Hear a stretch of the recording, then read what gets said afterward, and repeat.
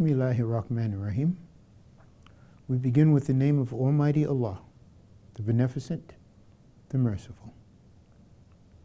My name is Abdullah Muslim, and the name of this program is Ramadan: Origins, Practice, and Benefit. In the last program, I was, just giving you some, I guess you call it musing, some thoughts, and some of the practices that I saw as being a part, that I see as being a part of Ramadan. And I want you to just think, those of you who are watching, just calm your minds and look around you. Look around you. Look, if you're in your living room, or if you've got me on your cell phone and you're walking down the street, look around where you are. If you're in the woods, maybe you're receiving a satellite signal in the forest someplace, and you're watching this program. Look around you. Look at the sky. If you see trees or buildings or cars, or look at the sidewalk. Look at the water. And recognize that all of that, everything you're looking at, was put here by Almighty Allah.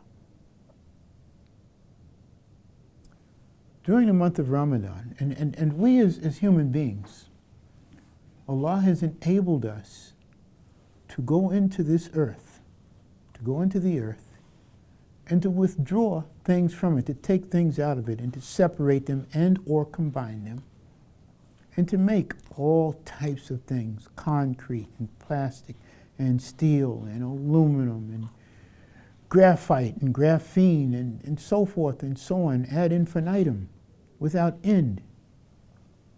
He's enabled us to go into this earth that He has placed us on, allowed us to be on, and to withdraw substances to make computers, or to make cell phones, or to make eyeglasses, or to make cloth. We can make cloth out of fibers of cotton, which grows up out of the ground, or fibers of wool, which comes on an animal, or in some places camel hair, which is another fiber from animals, to keep our bodies warm. But He's also allowed us to go into His creation that He's placed us on, and to make fibers from oil, commonly referred to as polyester. And He's allowed us to go and make fibers from worms, commonly referred to as silk. He's allowed us to do all of these things for our comfort, and just to satisfy our curiosity as to what we can do with these different things. He's allowed us to make substances out of metals that we find in the earth. And we go on, and we combine these things in different ways and different chemicals and stuff, and we come up with all types of things that we've made from God's creation. And we say, look what we've done. Look what we've done. Look what we made. We made the cameras, and we made the cloth, and we made the cars, and we made the rubber, but we didn't make the stuff that we made it out of. The substances that we use to produce what we make, we didn't make the substance. And during Ramadan, it's a time for us to reflect on this. The Quran, in many cases, talks about things that prior to modern times, being the 20th century, there was no knowledge of. And I'll give you a quick example. I probably mentioned this to you before.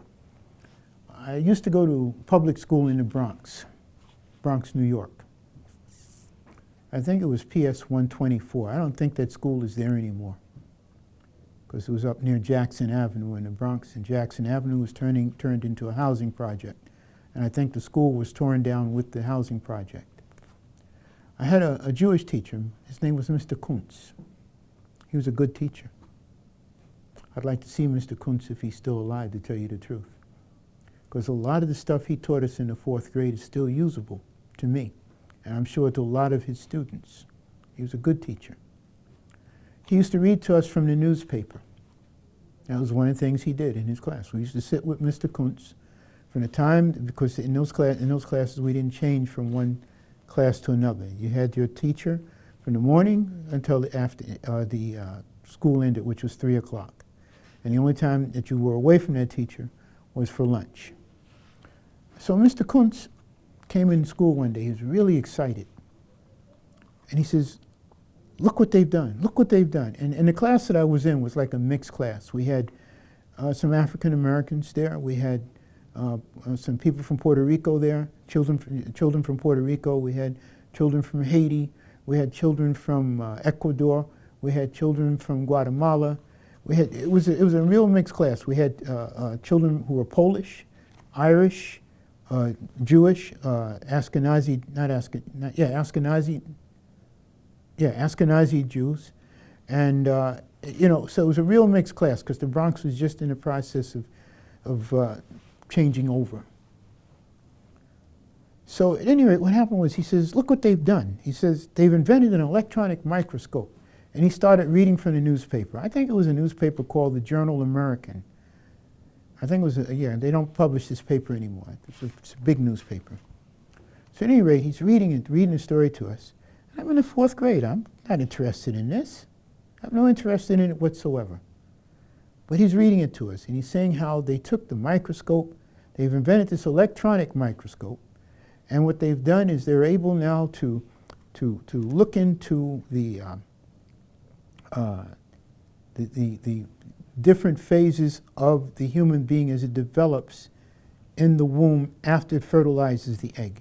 And he says, look what they discovered. It looks like a little worm or a clot or something. And he went on to say to us, he says, like when I was going to school, they used to teach us that when the child was in the womb, in the mother's womb, it was a little tiny human being with little tiny arms and little tiny legs and a little tiny head and a tiny body, and it just grew proportionally. He says, but that's not what it looks like at all. We look like worms. Now, that was in the 4th grade. For me, that was like 60 some odd years ago, but I always remembered it. I'm reading the Quran, one Ramadan, I'm reading it. And it says that, the human being looks like a leech-like clot. Now, Prophet Muhammad ﷺ had this book 1,400 years ago. That's when it was revealed, 1,442 Hijri years ago. And I knew the Prophet Muhammad, as an adult, I knew that he didn't have access to a microscope. For sure he didn't have access to an electronic microscope. So he had no way of knowing this. This is the type of information that's in the Quran. We are encouraged to read the Quran every day. But many of us don't do that. But during the month of Ramadan, we're encouraged to just pull back a little bit. Take a little bit of extra time. Sit down with your Quran. Sit down with your family. Remember, I was telling you how the family, during Ramadan, it's a good time for our family activities to increase.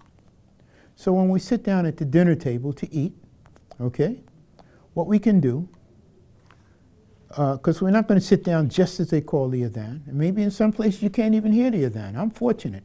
I can hear the adhan where I'm at.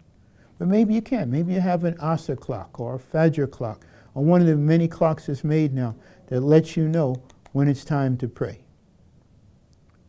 And we sit down 10, 15, 20 minutes, some family maybe half an hour, before it's time to break our fast. And it's a good time, a good opportunity to read Quran. It's a good time to bond with your family. It's a good time for us to bond. If you're not a Muslim, my encouragement is for you to just try it. Who knows? It's Ramadan. Allah might take you by the heart, and He might allow you or cause you to love it. Ramadan Mubarak. Peace be unto you.